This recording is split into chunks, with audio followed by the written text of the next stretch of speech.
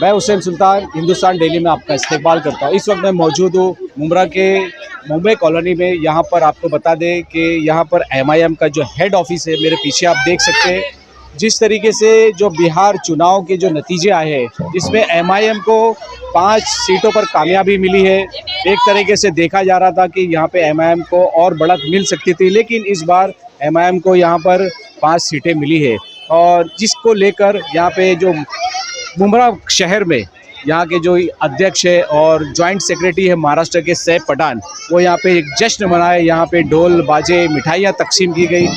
हम बात करना चाहेंगे सैफ पठान से। यहाँ पे तमाम लोग मौजूद है, मेरे साथ में सैफ पठान है।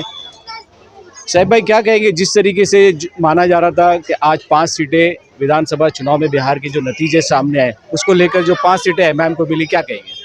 जी देखिए, बड़ी खुशी की बात है। और आपने देखा होगा कि वहाँ पर जो इलेक्शन हो रहा था, हर पार्टी यही कोशिश कर रही थी, वहाँ कांग्रेस भी बीजेपी को हराने या बीजेपी भी कांग्रेस को हराने की कोशिश नहीं कर रही थी। हर कोई कोशिश कर रहा था कि बैरिस्टर असदुद्दीन ओवैसी को हराया जाए और एमआईएम को हराया जाए। लेकिन अल्लाह का शुक्र है और अल्लाह ने बहुत यानी हम लोगों को मदद की कि आज 5 सीट हम जीते हैं। एक्चुअल हम 6 सीट जीते हैं और 6ठी सीट का आपने देखा कि यानी किस तरीके से 6:30 बजे डिक्लेरेशन आता है कि हम 216 वोट से जीत चुके हैं और उसके बाद यानी रिकाउंटिंग करवाई जाती है और उसको 360 सीट से उसको फिर हराया जाता है। और उसके अलावा भी हमने बाकी 4 से 5 सीटों पे बहुत करीबी यानी आ करके हमारे को हार मिली है।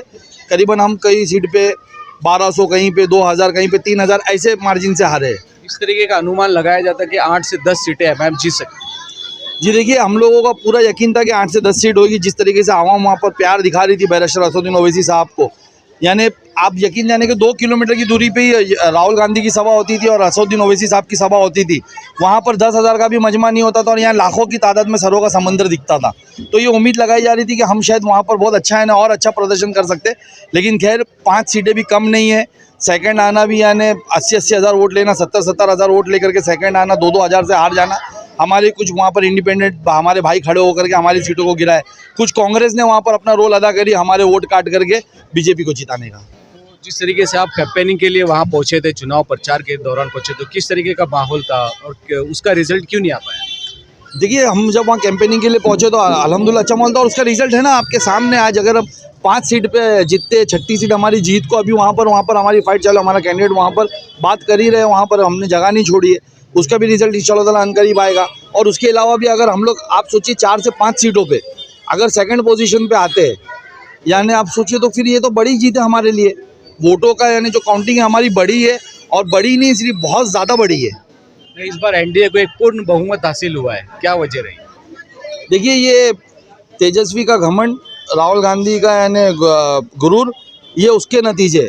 हमने कहा था कि हमको 6 सीटों पे साथ में ले लो, इंशाअल्लाह ताला पूरे बिहार में हमारे लोग तुम्हारा सपोर्ट करेंगे। लेकिन उन्होंने असदुद्दीन ओवैसी साहब को इग्नोर करने की गलती की और रिजल्ट आपके सामने है। कुछ जगह अलायंस की बातें भी चल रही थी कुछ सीटों को लेकर। अलायंस की नहीं, हमने तो सीधा है ना वहाँ पर तेजस्वी को, हमारे अख्तरुल इमान साहब जो वहाँ के सदर, उन्होंने लेटर लिखा था। लेटर लिखने के बाद भी अगर उन्होंने कहा कि हमको कोई लेटर नहीं मिला, उसके बाद वो ढोल ताशे लेकर उनके घर पे गए कि हमको ले लो। अब यानी आप हमारे लोग को लो, कि आप क्या चाहते हो कि सिर्फ हमारे वोट हासिल करना चाहते हो, हमारे लोग को लो। लेकिन उनका जो मंशा है, देखिए, वो हमारे वोट तो हासिल करना चाहते हैं लेकिन वो हमको साथ में हिस्सेदारी देना नहीं चाहते। बस इसी वजह से उन्होंने साथ में नहीं लिया, उन्होंने असदुद्दीन ओवैसी को इग्नोर किया और उसका रिजल्ट आज नतीजा वो भुगत रहे।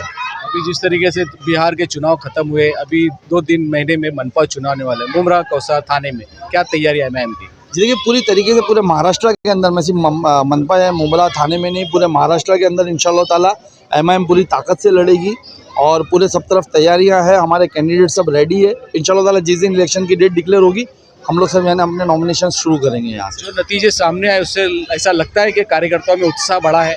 बेशक कार्यकर्ताओं में क्या, आवाम में भी उत्साह बढ़ चुका है। आज बड़ी खुशी की बात है कि पूरे यानी हिंदुस्तान के मुसलमान ये मानते, मजलूम ये मानते, पिछड़ी जाति ये मानती है कि आज उनके हक के लिए कोई बात करने वाला है तो बैरिस्टर असदुद्दीन ओवैसी है। तो आज लोगों में उत्साह है, लोगों में मोहब्बत है और बड़ी खुशी की बात है। ये मोहब्बत आने वाले मनपा चुनाव में देखने मिलेगी? बेशक देखने मिलेगी। देखिए, आज तक हमारे शहर के अंदर क्या हुआ है ना कि हमारे शहर में लोगों ने कैंडिडेट जिताने के लिए वोट नहीं किया, बीजेपी हराने के लिए वोट किया। और अभी कॉर्पोरेशन अनकरीब जो इलेक्शन है वो कैंडिडेट के फेस वैल्यू पे इलेक्शन होगा। और हमारी पार्टी का जिस तरीके से परफॉर्मेंस डे बाय डे बढ़ता जा रहा है, इंशाल्लाह हमको पूरी उम्मीद है कि यहाँ पर होगा। और इस बार मुंब्रा की आवाम भी जिस तरीके से बिहार की आवाम है या दूसरी तरफ आवाम अभी अपने कैंडिडेट जिताने के लिए वोट कर रही है, इंशाल्लाह ताला हमें पूरी उम्मीद है कि मुंब्रा की आवाम भी इस बार इंशाल्लाह ताला कैंडिडेट जिताने के लिए वोट करेगी और अपनी क़यादत को मजबूत करने के लिए वोट करेगी। जिस तरीके से आपने सुना, यहाँ पे हमने सैफ पठान से बात की कि आने वाले जो मनपा चुनाव है, खास करके जो रिजल्ट यहाँ पे बिहार में आए हैं सामने, और आने वाले दिनों में देखा जाएगा कि मुंब्रा कौसा शहर में खास करके जो महाराष्ट्र के जो मनपा के चुनाव होने वाले है, उसमें भी इस तरीके के रिजल्ट सामने आने की उम्मीद जाहिर करी। लेकिन आज हमने देखा जिस तरीके से यहाँ पे मुंब्रा पे एक जश्न मनाया गया, उसी तरह ये जश्न आगे भी और मनपा चुनाव में मनाया जाएगा, इस तरीके की उम्मीद की जा रही है।